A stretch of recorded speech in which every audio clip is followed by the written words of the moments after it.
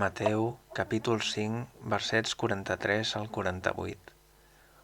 Jesús ensenyava als deixebles, dient: Ja sabeu que es va dir, estima els altres, però detesta els enemics.